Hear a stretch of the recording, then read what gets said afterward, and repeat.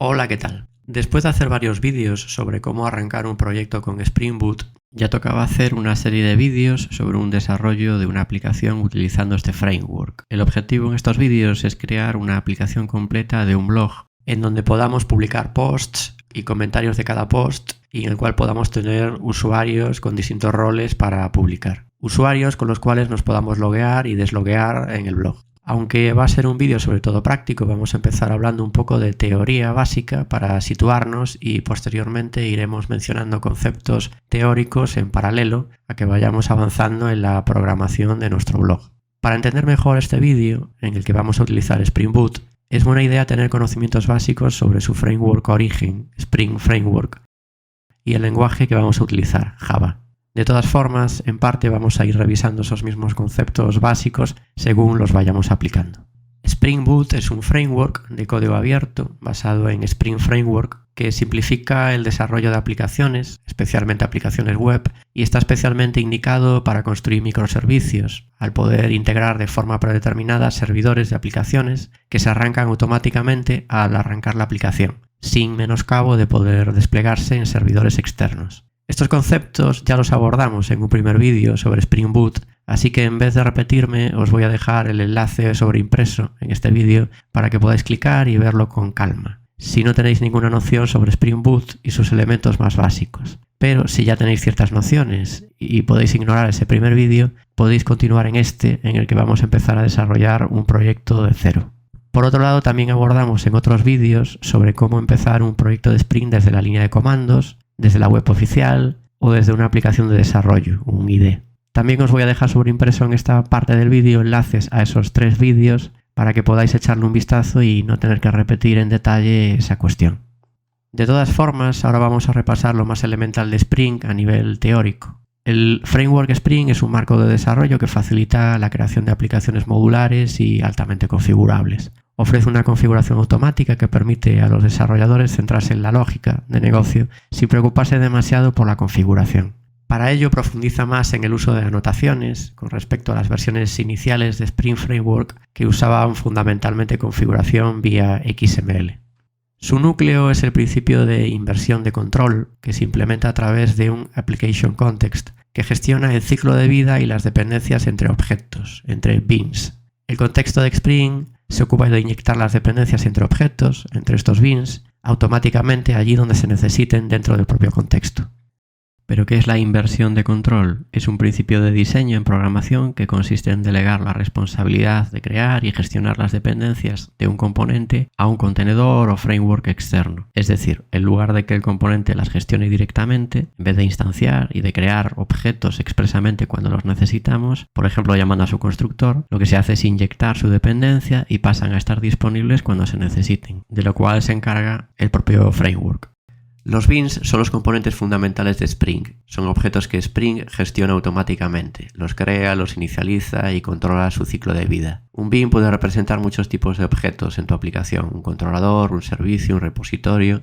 Tiene mucho que ver en cómo se estructure tu aplicación. El desarrollo de aplicaciones suele guiarse por patrones de diseño. Los patrones proporcionan una estructura para organizar el código de tu aplicación y la funcionalidad de cada parte del código. Uno de los patrones más extendidos, por ser muy intuitivo y sencillo de trasladar a código, es el modelo vista controlador, MVC. MVC es un patrón de diseño de arquitectura de software que separa una aplicación en 3 componentes principales. El modelo, que maneja la lógica de negocio y los datos, vista, que representa la interfaz de usuario y presenta los datos al usuario, y controlador, que actúa como intermediario, gestionando la interacción entre el modelo y la vista y procesando las entradas del usuario. Creando una aplicación web, un módulo muy conocido es Spring MVC, que nos ayuda a estructurar nuestra aplicación siguiendo el patrón MVC y que lo tenemos disponible si incluimos, por ejemplo, la dependencia Starter Web en el POM de nuestro proyecto. En cualquier caso, Spring no está limitado al patrón MVC. Spring proporciona soporte para otros paradigmas y arquitecturas, como por ejemplo aplicaciones basadas en eventos con Spring Webflux para aplicaciones reactivas o microservicios sin vistas utilizando Spring Boot. Es decir, en el propio POM podemos utilizar dependencias más específicas que no pasen por usar Spring MVC, pero sí el resto de dependencias que pueda acarrear incluir la dependencia Starter Web. Por ejemplo, solo Spring Web pero no a Spring MVC. ¿Qué significa esto en la práctica? Bien, aquí, por ejemplo, tenemos una pequeña aplicación para ver estos conceptos y como podemos observar, podemos utilizar distintas anotaciones para definir qué rol cumplen las distintas clases y métodos para que una aplicación funcione y funcione guiándose por el patrón MVC que mencionamos antes. Por ejemplo, una anotación importante es component, que determina que la clase que la acompañe sea un bin de Spring. Es decir, el contexto de Spring puede instanciar automáticamente un objeto de esa clase y va a estar disponible para utilizar en cualquier otro punto de la aplicación. También tenemos la anotación bin, que puede acompañar a un método, y a partir de entonces ese método tiene la misión de definir un objeto de Spring también que va a existir en memoria y va a ser gestionado por el application context. Entonces, ¿cuál es la diferencia entre component y bin? Pues que component detecta y configura automáticamente los bins mediante el escaneo de las clases del proyecto, mientras que bin declara explícitamente un solo bin en lugar de dejar que Spring lo haga automáticamente, que component no desacopla la declaración del bin de la definición de la clase, mientras que bin desacopla la declaración del bin pues, de la definición de la clase que la contiene. Que como vimos ahora, component es una anotación de nivel de clase, mientras que bin es una anotación de nivel de método, y que además no podemos crear un bin de una clase utilizando component si la clase está fuera del contenedor de Spring, mientras que con bin sí podemos instanciar una clase externa y convertirlo automáticamente en un bin gestionado por el application context. Y que component tiene diferentes especializaciones que veremos ahora como controller, repository o service, mientras que bin no tiene especializaciones.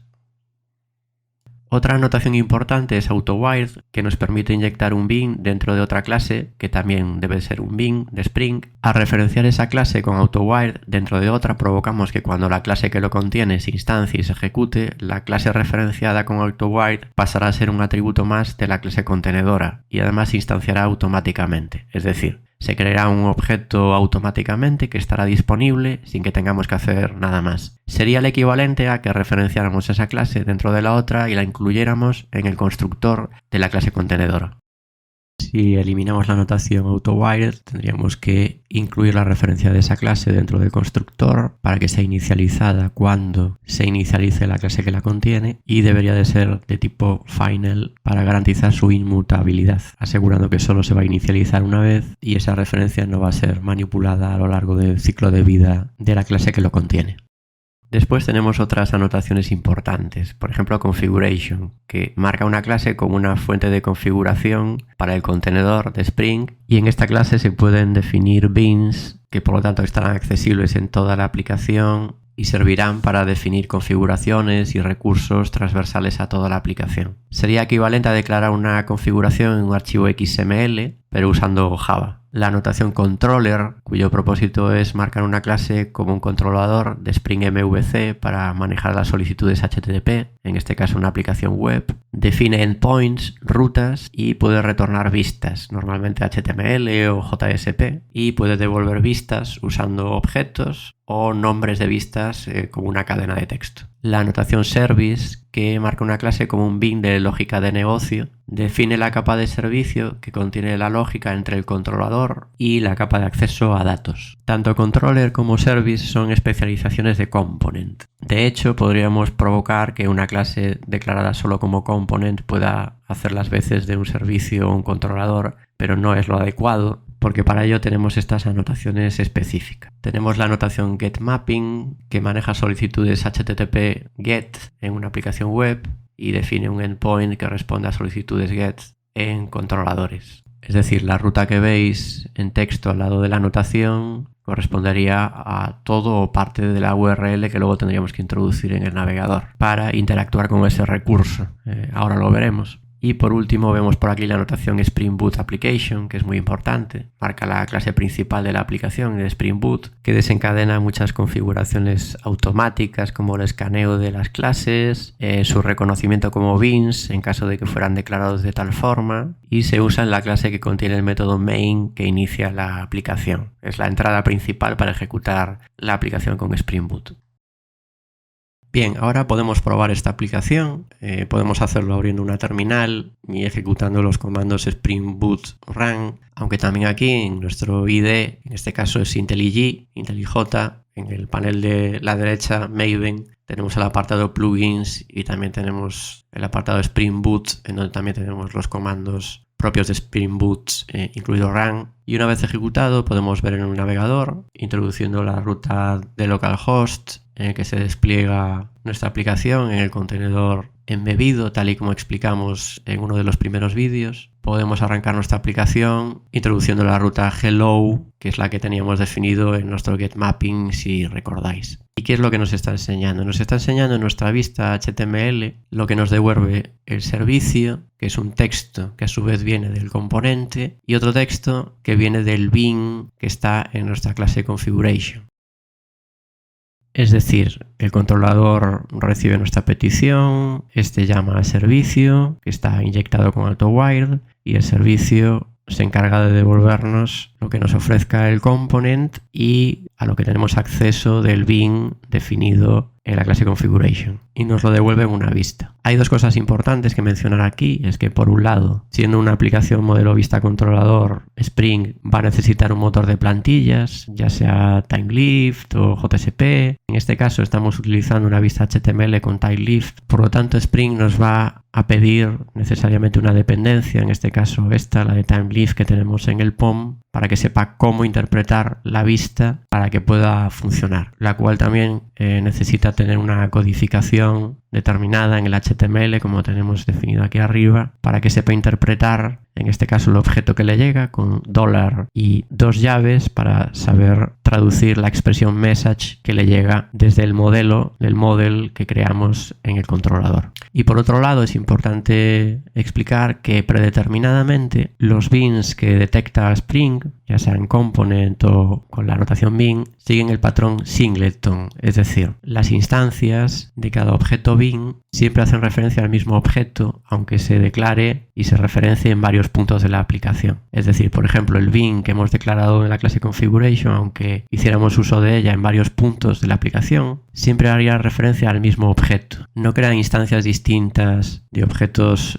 que en memoria sean nuevos objetos de la misma clase. Siempre es el mismo. De hecho, podríamos configurarlo para que en una nueva referenciación de una clase que defina un objeto bin cree nuevas instancias, porque a lo mejor necesitamos diferenciar, pero predeterminadamente son singleton, es decir, es imposible crear copias nuevas de la misma instancia. Esto es útil para compartir, por ejemplo, recursos en toda la aplicación. Imaginemos que un bin de la clase configuration haga referencia a un data source, ¿no?, al acceso a una base de datos o a un registro de datos. Podemos preferir que siempre sea el mismo en toda la aplicación y que no cree nuevos objetos del mismo data source. Sí, siempre que se haga referencia a ese bin en cualquier punto de la aplicación, sabemos que siempre está haciendo referencia a ese recurso. Ahora puede ser positivo visualizar un poco cómo es la arquitectura de una aplicación hecha con Spring Boot, ya sea desplegada en un servidor externo, por ejemplo cuando lo empaquetamos con un WAR, o cuando se despliega en un servidor embebido cuando lo empaquetamos en un archivo JAR. Cuando el servidor recibe una petición HTTP del cliente, el servidor de aplicaciones delega el procesamiento de la petición al dispatcher servlet. Este servlet interpreta la petición, analiza la URL y busca un controlador adecuado en el Spring Context. El Spring Context contiene todos los bins de la aplicación, que son instancias de clases configuradas por Spring. El container de inversión de control se encarga de gestionar el ciclo de vida de estos bins y de inyectar las dependencias entre ellos. Una vez encontrado el controlador adecuado, el dispatcher servlet invoca el método correspondiente. El controlador devuelve un modelo de datos que representa la respuesta y el dispatcher servlet selecciona la vista apropiada y la renderiza con los datos del modelo. Bien, después de este pequeño repaso de la teoría básica de Spring Boot, en el siguiente vídeo lo que vamos a hacer es instalar y configurar una base de datos MariaDB para empezar preparando nuestra base de datos contra la cual va a funcionar nuestra aplicación. Voy a dedicar un segundo vídeo en exclusiva a eso, para el caso de que queráis usar otro motor de base de datos como MySQL, PostgreSQL o Oracle. Podáis ir al siguiente vídeo cuando esté subido, en donde empecemos a desarrollar ya la propia aplicación de Spring, porque una vez que configuremos su acceso a base de datos, prefiráis utilizar otra base de datos distinta, o quizás porque ya conozcáis en profundidad MariaDB y no necesitéis repasar ese tema. Dicho esto, nos vemos en el siguiente vídeo.